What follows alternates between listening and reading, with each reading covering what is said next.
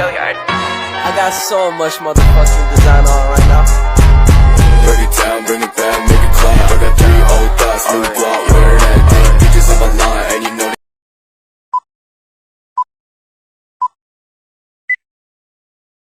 Teman-teman, perkenalkan nama saya Saskia Bungalika, saya dari kelas 11 IPA 2. Ini membawakan materi tentang persen hasil dan persen kemurnian.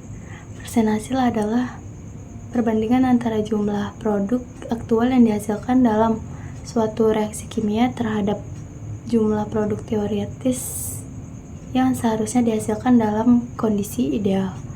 Dalam bentuk persamaan dapat dituliskan sebagai berikut. Praktiknya banyak sekali reaksi kimia yang menghasilkan produk tidak sesuai jumlahnya dengan perkiraan berdasarkan persamaan reaksi.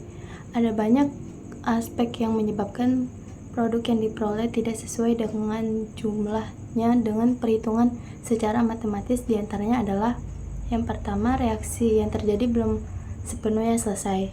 Yang kedua, kesalahan saat penimbangan dan pengukuran reaktan. Yang ketiga, kesalahan saat memindahkan reaktan. Yang keempat, bahan kimia yang digunakan tidak murni. Dan yang kelima, terbentuknya produk samping. Dan yang terakhir adalah adanya pengotor yang menempel pada produk. Adapun contoh soalnya sebagai berikut. Jadi di sini sudah ada contoh soal, yaitu seng belerang bereaksi membentuk seng solida menurut reaksi. Zn ditambah S menghasilkan ZnS. Jika sebanyak 1 mol seng bereaksi dengan 1 mol sulfur dan diakhiri reaksi seng solida yang diperoleh adalah 90 gram. Hitunglah persen hasil dari reaksi ini. Langkah pertama, kita harus mengecek kesetaraan reaksi berikut. Koefisien reaksi adalah 1 dan jumlah atom pada sisi reaktan dan produk sudah sama, maka reaksi sudah setara. Langkah kedua, menghitung hasil reaktan. 1 mol seng dan 1 mol sulfur akan menghasilkan 1 mol seng solida. Kita dapat menghitung massa teoretis seng solida adalah sebagai berikut.